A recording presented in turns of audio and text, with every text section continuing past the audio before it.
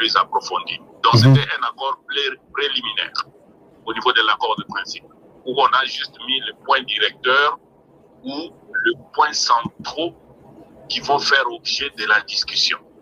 Tandis que l'accord cadre signé hier, c'est un texte juridiquement contraignant. Ça engage l'État parce que ça donne vraiment une direction à suivre. C'est-à-dire que sur telle matière, voilà, on va faire ci, on va faire ça concrètement. Alors, comme toujours, nous avons toujours voulu planter les décors avant d'aller dans le détail. Les décors ici, c'est que qu'est-ce qui sont à Doha? Doha est né de Washington. La crise entre la RDC, qui sévit à l'est de la RDC, a deux dimensions. Selon la réalité sur le terrain, telle que présentée par le gouvernement de la République démocratique du Congo. Les deux dimensions, c'est une dimension interne et une dimension externe.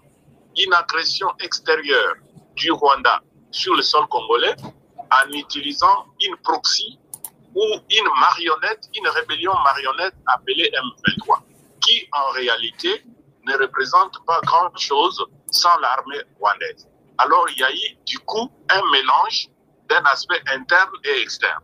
Alors l'aspect externe, l'aspect agression externe a été traité à travers l'accord du 27 juin 2025 à Washington. Alors cet accord a ouvert une porte en demandant au gouvernement de la République démocratique du Congo d'ouvrir une négociation en interne avec le M23 à Doha. Donc, l'accord avec le M23 à Doha, c'est un complément de l'accord du 27 juin 2025. C'est comme ça que, dans l'accord cadre qui a été signé hier, vous avez d'abord le préambule, c'est-à-dire l'introduction. Les deux parties s'engagent à respecter la souveraineté et l'intégrité territoriale de la RDC. Ça, c'est le premier point. Attachement à la souveraineté et à l'intégrité territoriale de la RDC. Qu'est-ce que cela veut dire?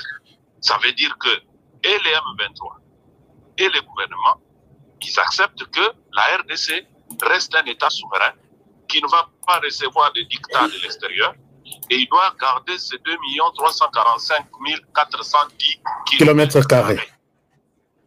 Donc, il n'y aura ni création d'un nouvel État, ni sectionnement de l'État existant, ni deux États différents. Il s'agit d'un groupe armé face à un gouvernement établi. Le deuxième principe, c'est que les deux parties s'engagent sur base des principes fondamentaux de la Constitution de la République, de la Charte de l'Union africaine et de la Charte des Nations Unies. Donc, les M23 acceptent que rien ne sera fait en dehors des principes fondamentaux de la Constitution qui nous régit. Cette Constitution qui reconnaît que la République démocratique du Congo, c'est un État unitaire, n'est-ce pas, démocratique, situé dans ses limites du 30 juin 1960, de 2 345 410 km². Donc, le M23 reconnaît que la charte de l'Union africaine et des Nations Unies établissent l'intangibilité des frontières que personne ne peut toucher. Ils ont reconnu ça. Ça, c'est au niveau du préambule même, donc l'introduction. De l'accord d'hier, l'accord cadre. De l'accord cadre d'hier. Ok, on avance. La résolution pacifique des conflits. Les deux parties s'engagent à résoudre tous les conflits par la voie pacifique. Et enfin, l'accord, dans son préambule, dit que cet accord s'aligne aux dispositions de l'accord du 27 juin signé entre la RDC et le Rwanda à Washington. Voilà le préambule, les 4 points principaux du préambule. Parce que nous, au niveau du centre de recherche et des analyses sur la République démocratique du Congo, nous avons pris le temps depuis la signature hier à passer au peigne fin toutes les dispositions de cet accord afin de dire aux Congolais qu'est-ce qu'il en est. Exact. C'était la manipulation. Sur votre plateau, il y a quelques semaines, nous avions dit que nous allons de temps en temps venir dire aux Congolais qu'est-ce qui s'est fait, qu'est-ce qui se passe, qui fait quoi, pourquoi, pour ou contre la République, parce qu'il est temps de mettre un terme à la manipulation. Tout à fait. Les Congolais bayeba que accord Oyo et Sinyamaki Lobby, ils ont 4 points fondamentaux dans le préambule. Puisque lobby, quand on en a parlé, on n'avait pas encore l'accord comme tel. Donc là, vous parlez, vous avez l'accord entre vos mains. J'ai l'accord par devers moi. Nos experts ont fini le travail de décrypter mot à mot, phrase par phrase. Et je suis en train de vous donner ici les condensés en quelques lignes de chaque partie de cet accord. On vous écoute. On avance. Oui. Il y a 4 points principaux na uti kotangela yo yango. Mabele ya Congo mutoko kata yango te, M23 andimi yango. Mabele ya Congo ekozala toujours géré selon constitution ya mboka na ba charte ya Nations Unies na ya Union africaine, c'est-à-dire que frontière na biso ekotikala bongo et que makambo nyonso ekozala résolu na masolo mais na bitumba te et que accord oyo ezoya kobakisa kama na oyo esalimaki le 27 juin 2025 entre RDC na Rwanda na Washington. Donc ekoya na contradiction te, ekoya na contradiction te na accord ya Washington, mais ezobakisama au-delà de ce qui s'est signé à Washington. Je pense que là tout le monde est clair et content d'apprendre avec vous. Je viens de vous dire tout à l'heure qu'il y avait deux dimensions dans la crise. Dimension il y a extérieur et il y a Bitumbana Rwanda nde oyo basalaki le 27 juin à Washington. Kuna na kati accord ya Washington bapesaki gouvernement ya RDC recommandation ke afongola masolo na ba M23 oyo bazalo kola bana mboka na kati ya Congo ayokana na bango. Et puis bango moko pe ba M23 bandimi ke accord basinyaki lobi ezoya kobakisama likolo ya oyo na kati likolo te me na kati ezali neti ndambo ya eteni eye kobakisama ko compléter accord oyo RDC asinyaki na Rwanda. Donc M23 zo reconnaître que aza mwana ya Rwanda. Anzela ya disposition oyo. D'accord, là c'est un peu clair. Ça, on avance, on évolue. Oui. Maintenant, accord ango ezalina l'accord a 8 points, ce qu'on appelle des protocoles. 8 chapitres. Le premier chapitre ezali mécanisme de libération des détenus.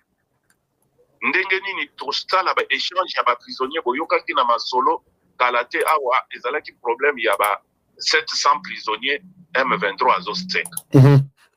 Deuxième chapitre est un mécanisme de surveillance et de cesser le feu. Ndenge nini minduki ebeta lisusu te bitumba esi la solo nyonso esale manandenge ya bitumba ezala lisusu te. Et comité ya ko surveiller que nani azo violer cesser le feu, nani azo banda muninga bitumba, ainsi de suite. Ces deux chapitres ici, chapitre 1 et chapitre 2, c'était déjà signé le 14 septembre pour le premier chapitre et le 14 octobre pour le deuxième chapitre. Alors, troisième chapitre est Zali, accès à l'aide humanitaire. Comment faire? Vous avez entendu il y a quelques semaines, il y a 2 semaines plus pratiquement, à Paris, la France a appelé une conférence humanitaire pour voir dans quelle mesure faire parvenir l'aide humanitaire, parce qu'il y a trop de déplacés, environ 5 à 6 millions. Kourana Kivu. 4e chapitre, rétablissement de l'autorité de l'État et les réformes à mener pour une gouvernance participative. Ndengenini l'État a kozongela bokonzi na ye. Voilà, vous communiquez, c'est notre devoir. Joseph Kabila prépare la mort contre Félix Tshisekedi Tshilombo. Plus 243, 85, 17, 622. On va en parler. Junior Marron, Junior Marron, hein? Sur vos écrans, Toza wana poto sola. Naye bisarabino, soki olali, olamuki, il faut oluka oyeba, mboke lalaki boni, mboke lamuki boni. Soki olandeli makamu oyo, tendo rosutka boni, coup d'état. ndoko sutuka be mokonza mboka beli ndoko sutuka boye eloko moko ya mabe komeli mboka bande ona ngai na yebisaka bino biso tozalaka wana mpona bino bino mpe fo bozala mpona biso soki boza te nani akosoutenir biso na j'aime na commentaire na kolike ekosala biso bien bande ona ngai tokosolola na bino lelo maye ezalaki préparé depuis oya nini babongisaki contre mokonza mboka et puis tokodéveloppe encore na oyo elekaki na kingakati wapi mobondo basangalaki balobi bango nde baye kobotola Kinshasa mais Kinshasa oyo nangalaka biso akoya ko récupérer depuis mois ya janvier ti lelo oyo toke de fin de l'année bande wona ngai nanga atikala koya te tokodévelopper nani akotisi bato na kingakati po baya kobomisa oyo balobaki bakoya kozana Kinshasa nyonso wana tokolobela yango bande wona ngai yebisaka bino bapoliticien bele na mboka oyo baza wana mpona babien personnel na bango tona deuxième po tokosola susu wapi moko na biso aza mpe kongomani oyo ngana toyebi de père et de mère mais abalusi nzela atali ngambo ya M23 et puis arejoindre bango ngana toyebi ye na kombo ya Jean-Marc Kabund ayebi na koannonce officiellement aza derrière Joseph Kabila bandeko nanga tout oyo tokosola yango wapi susu bayebi na koinforme biso général John Numbi aza arrêté nini esali bakanga général John Chibango tokosola ngo a bandeko na ngai nini ezalaki préparé wapi bakendaki kosola makambo tokosola ngo bandeko na ngai nyonso wana eza information ya mboka na biso soki opesi litoi te okoyeba na kosepela te mais soki opesi nga litoi okoyeba na kosepela maye nini Joseph Kabila préparé mpona mokonza mboka ti boyokaki ti bozolanda mokonza mboka azotambola bisika nyonso na bamboka nyonso koluka mpe mpona este du pays si bomoni basacrifice nyonso mokonza mboka azosala nzoka bango basali likopa bazoprépare eloko babengi liwa mpona mokonza mboka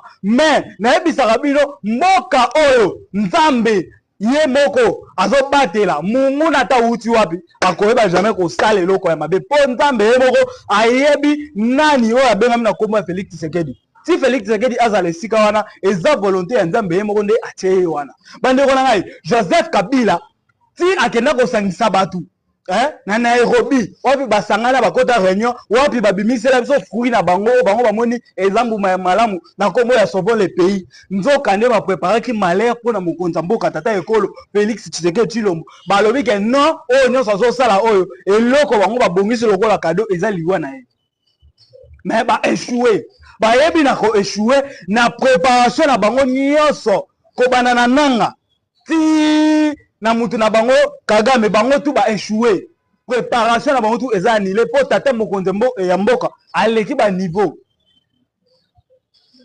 kisi bango baza nango eza ya muke Joseph Kabila ngana toyebi ke Joseph Kabila aza na mandat d'arrêt international Joseph Kabila bisika tu bakozwa ye aza na peine de mort y compris bambolombolo na ye bamatata mponio bango tu baza na mandat d'arrêt mais bato wana bazolemba te Joseph Kabila ti barévélation bimi ya kingakati aza derrière makambo nyonso nini babongisaki na sija kingakati ti mokonza mboka azolandela dialogue bango baye mpo bamema distraction baya koneutralize baeffort ya mokonza mboka eya mokonza mboka akoyeba na koyoka ke non ku na kingakati bamobondo basangani bakei kobongisa préparation ya ku mpo baya kodétruire mboka asa nini adestabiliser baeffort na ye nyonso Joseph Kabila na mboka oyo aza su mutu akopifre te bandeko na ngai na kingakati yana etongami na mbongo ya RDC kingakati oyo Joseph Kabila komisa ndako na ye etongami na mbongo ya RDC eza mbongo ya mboka eza mbongo ya Kabila femme propre te bamobono wana eza banani batusu babenga babi junior mawa eza balukuta eza mambosolo te non makambo eleki na kingakati bamobono wana nayebisaki bino bagénéraux oyo bazalaka arrêté bambuma mabe oyo mokonza mboka adesidaki bakanga bango oyo nyonso baza na prison ya ndolo baza 4 ou 3 généraux bagénéraux wana baza na bafui mabe na nsima na bango batu oyo bango babandaki koencadre bango nde basangani bamibengi bamobondo bango nde bapreparaki ku wana e baprepare mpo bagénéraux na bango vike bapesaka bango mbongo wapi bakangami na ndolo bayeba na kobimisa bango yango nayebisaka bino soki olali olamuki luka oyeba information ya mboka na yo. Nous on est là pour vous informer à temps réel.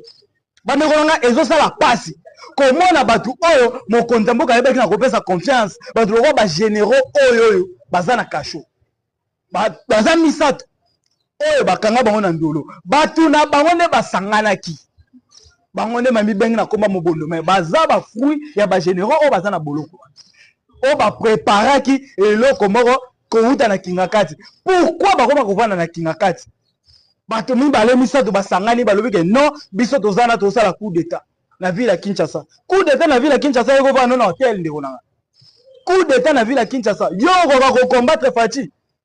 Biso tozana pona kolobela ba oyo bazo apporter un plus na peuple congolais. Tozomona ba fort mu konto mbola zo sala ezo mema un plus na mboka oyo. Alors nous tozala wana pona ko soutenir ye. Bato bele ba omona ndena lebo ba benga junior maroza muta IDPS non biso toza wana pona ko pesa information à temps réel. Toko de la partie privée. Soki mokonzi mo baza muta IDPS asala makamala mu biso toko soutenir. Toko soutenir. Kabila zalaki a muta PPRD asali 18 ans. Asali mabe mbala ombala. Batu pe bazo soutenir na mabe na ye bazali. Alors biso tokoki jamais kotika mutu oyo asala malamu po to kende ko soutenir mutu azo boma mboka o. Jamais. Jamais tokosala yango. Jamais tokosala yango. Jean-Marc oyo ngana toyebi ke politicien mboka na biso. Officiellement ayebi na ko annoncer soutien na Joseph Kabila. Tandis que Joseph Kabila aza moko ya batu oyo azo boma mboka o. Joseph Kabila yende chef to papa ya bawe nyonso babengami ba rebelle. Mais to moni Jean-Marc ko soutenir que non mais Joseph Kabila zo sala eza ya malamu. Mais Joseph Kabila zo sala ya koboma batu est-ce que koboma mutu eza malamu? Bazwa kaka ndeko na ye moko babeke masasi est-ce que ye akosepela na yango? Vous allez comprendre que batu oyo baza pona d'intérêt personnel. Batu oyo balingi mboka e avancer te. Batu oyo balingi ko apporter un plus na mboka na biso te bandeko. Ezo sala biso pasi makasi. Ezo sala biso pasi. Yango boye ko remarquer Moïse Katumbi. Moïse Katumbi akoti matanga ebi na ko annoncer lobi nini. Depuis naza epa nanga la résidence nanga nazomona kaka ba hélicoptère ezoleka likolo depuis Lubumbashi.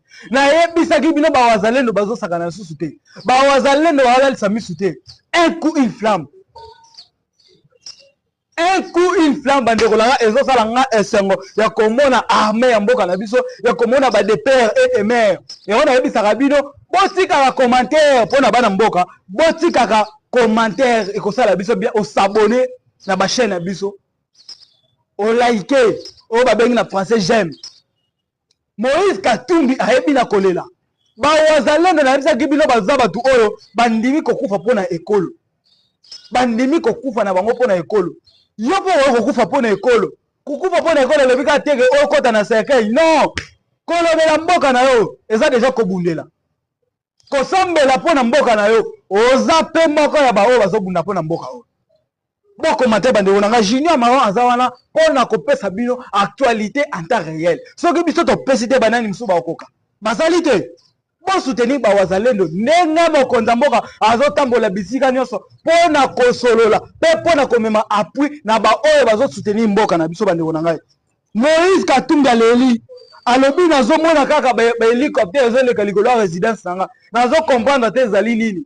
Toyebisaki bango oyo aza muma mabe tokoyeba ye na bizaleli tokoyeba ye na ebangeli ebangeli eza différent bozo comprendre siko ke ebangeli ya Kabila eza différent na bawazalendo bazobanga te bawazalendo bazo attaquer ba IM23 banguna bana ya Kabila mais Joseph Kabila zo banga nini tout azo sala ba menace azo sala po ayebi ke suka na ye kodi soki bazuye bisika so bakozwa ye bakangi yango bozomona ke azoluka amema distraction na façon nyonso na mboka na biso azoluka aya komema neutralisation na maye nyonso mokonzi mboka azosala yango wana wapi na doa bayebaki na kosola makambo ya dialogue soki bocomprendre bien Kagame ya minute oyo aza deja na bobangi po azobanga deja maye azomona mokonzi mboka azoyeba na kosala